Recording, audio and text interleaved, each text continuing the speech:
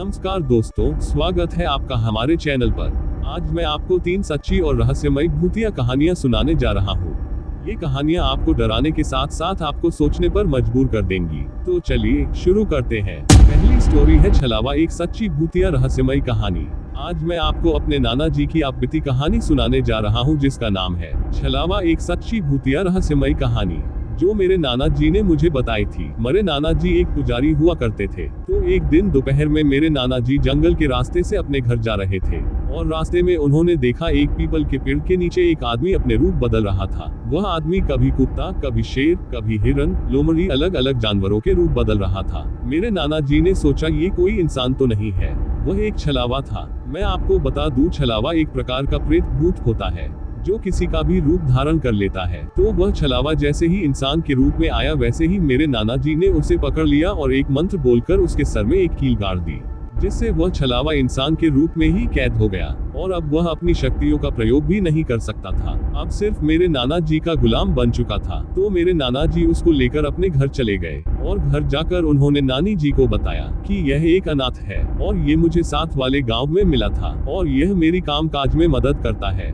और आज से ये हमारे साथ ही रहेगा। मेरी नानी जी ने कहा ठीक है। वह मेरी नानी जी की भी घर के काम में मदद करता था। वह बहुत कम बोला करता था। मेरी नानी जी उसका अपने बेटे की तरह ख्याल रखती थी और मेरे नाना जी भी उसको अपना बेटा मानते थे।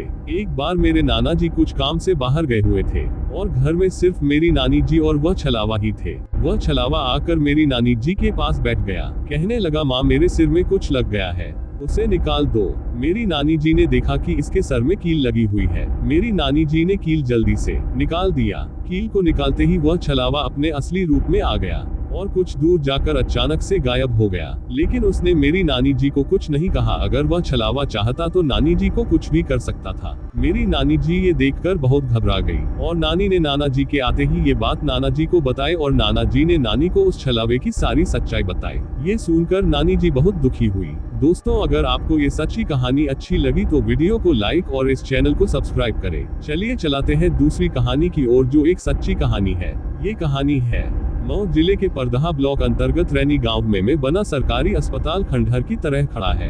यहाँ का मंजर झाड़ियों और खंडहर के चलते डरावना लगता है। दिन में भी लोग इस रास्ते से गुजरने से डरते हैं। घनी झाड़ियों के बावजूद रास्ता इतना साफ दिखता है जैसे अभी किसी ने साफ किया हो, जबकि बताते हैं कि वहाँ सफाई नहीं होती। गांव वालों की माने तो अगर दिन के 12 बजे अस्पताल के पास के कोई गुजरा तो उसकी हालत खराब हो जाती है। कई बार तो लोगों को लगता है कि अस्पताल में खूब भीड़ है और लोगों के रोने की आवाजें आती है। यही नहीं, खौफ इस बात से भी होता है कि पक्षी भी इस खंडहर और इसकी दीवारों पर नहीं बैठते। सूरज डूबते गांव के लोग उस रास्ते को सुनसान छोड़ देते हैं। अगर बहुत मजबूरी हुई तो वहां से झुंड बनाकर गुजरते हैं। उन्हें हर समय इस बात का डर लगा रहता है कि किसी भूत का साया न पड़ जाए। रैनी गांव के लोग ऐसे ही रहते हैं। ये भी दावा किया जाता है कि आधी रात के समय उल्लुओं के रोने की आवाजें आती है। आवाज को सुनकर ऐसा लगता है जैसे किसी ने पिघला हुआ शीशा कान में डाल दिया है। रात होती है तो गांव वाले इंतजार करते हैं कि किसी तरह से यह रात कटे और सुबह हो। यहाँ के लोग रात में दहशत में रहते हैं। गांव के लोग कहते हैं कि ऐसा लगता है जैसे रात कटती ही नहीं। ये भी दावा किया जाता है कि कभी कभी अस्पताल की खिड़की से रोशनी आती दिखाई पड़ती है। वहां से कराहने की आवाजें सुनाई पड़ती है। गांव के लोगों की मान्यता पे आवाज लंबे समय से आती है, पर किसी में हिम्मत नहीं कि वो वहां जाकर देखे, इसकी पड़ताल करे।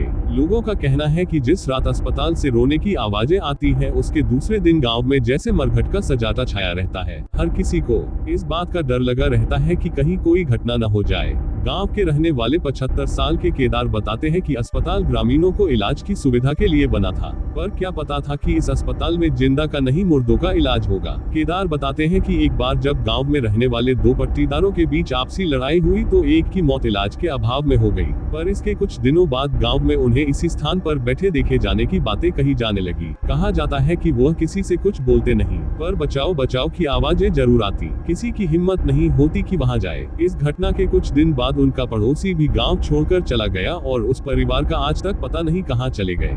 उसके बाद से जिनकी मौत हुई वह कभी यहाँ या फिर गांव के आसपास नहीं दिखाई पड़े। पर 1982 में जब पर यह अस्पताल बनकर तैयार हुआ तो कुछ दिन बाद ही टूटने फूटने की आवाजें आने लगी। कुछ दिन तो लोगों ने नजरअंदाज किया, पर बाद में ये बढ़ता गया। यहाँ तक बताया कि जब अस्पताल के डॉक्टर चले जाते तो रात में अस्पताल का दरवाजा अपने आप खुल जाता। कुछ दिनों तक ऐसा लगा कि लापरवाही में डॉक्टर से खुला रह गया होगा। पर थोड़े दिनों बाद जब ये घटना सही लगने लगी तो रात के समय तेज रोने की आवाजें भी सुनाई पड़ने लगी। अस्पताल के डॉक्टर भी परेशान हो गए। इसके बाद से जब से अस्पताल बना है बंद ही चल रहा है। अस्पताल दिखने में नया जैसा लगता है पर अंदर सारे मेडिकल उपकरण बेकार पड़े हैं। गांव के लोगों का दावा है कि इन सामानों से भूतों का इलाज होता है। कर्मचारी गांव में तो आती है पर अस्पताल नहीं जाती। बाद में जब पड़ताल की गई तो अस्पताल की बिल्डिंग के आसपास यहाँ तक कि दरवाजे के पास भी लोगों के मलमूत्र फैले हुए थे। वहाँ जाना भी कठिन था गंदगी के चलते। उपकेंद्र पर साफ सफाई के लिए तैनात मिडवाइफ गांव में तो आती है पर अस्पताल नहीं जाती क्योंकि लोग कहते हैं कि वहाँ भूत रहता है। इसके आगे की कहानी किसी को भी पता नहीं है। ये कहानी यही खत्म होती है। अगर आप ये तक कहानी को सुन रहे हैं तो प्लीज वीडियो को लाइक कर ले। चलिए अब तीसरी कहानी सुनाते हैं। एक रविवार की दोपहर को मैं सो रही थी। मेरे दरवाजे पर किसी ने खटखटाया। दरवाजा खोलने पर कोई नहीं था, पर नीचे फर्श पर एक मोमबत्ती जल रही थी। मुझे हैरानी हुई कि ऐसा कौन कर सकता है। मैंने मोमबत्ती बुझाई और पास में रखे कूड़ेदान में मोमबत्ती फेंक दी। दरवाजा बंद करके फिर से सोफे पर आकर लेट गई। कुछ समय बाद फिर से किसी ने दरवाजा खटखटाया। मैंने फिर से दरवाजा खोला और पिछले बार की तरह इस बार भी कोई नहीं था। फर्श पर फिर से मोमबत्ती जल रही थी और किसी ने मोमबत्ती के पास रंगोली से लिख दिया था कि बुझाना मत। इस बार मैं डर गई। दरवाजा जोर से बंद करके सोफे पर सिकुड़ कर लेट गई और मन हल्का करने के लिए टीवी पर गोविंदा की फिल्म लगा दी। फिर से किसी ने दरवाजा खटखटाया। मैंने नहीं खोला। फिर घंटी बजी। मैंने नहीं खोला। फिर कोई जोर जोर से दरवाजे को पीटने लगा। मैं डर के रोने लगी। अपना फोन ढूंढा पर कहीं नहीं मिला। फिर दरवाजा पीटना और घंटी बजाना बंद हो गया। कुछ 30 मिनट के बाद मैंने सोचा कि इसमें डरने की क्या बात है, किसी मित्र ने शैतानी की होगी। मैंने हिम्मत जुटाई, दरवाजा खोला ये सोचकर कि अब तो आधा घंटा बीत चुका है, कोई नहीं होगा। दरवाजा खोलते ही मेरे आंखों के सामने पापा के एक दोस्त खड़े मुस्कुरा रहे थे। नीचे मोमबत्ती जल रही थी। मैं बुरी तरह डर गई थी क्योंकि पापा के वह मित्र 15 साल पहले ही गुजर चुके थे। फिर मैं जोर से चिल्लाई। उसके बाद किसी ने मेरे सर पर हाथ फेरा। मेरी नींद टूट गई और पास में मैंने मेरी मम्मी को बैठा हुआ पाया। आंखों से आंसू निकल गए। उनसे लिपट गई। बहुत बुरा सपना था। मैंने मम्मी को सब बताया। फिर उन्होंने एक चैनका देने वाली बात भी बताई। उसी दिन उन अंकल का 15वां श्राद्ध था। मुझे ये बात नहीं मालूम थी। मैंने काफी सोचा कि कहीं वो अंकल मुझसे बात करने की कोशिश तो नहीं कर रहे, क्या वो सच में मुझसे मिलने आए थे। आखिरकार मेरा नाम उन्होंने ही 30 साल पहले रितिका रखा था। दोस्तों, अगर आपको वीडियो अच्छी लगी हो तो प्लीज वीडियो को लाइक और चैनल को सब्सक्राइब जरूर करें। धन्यवाद।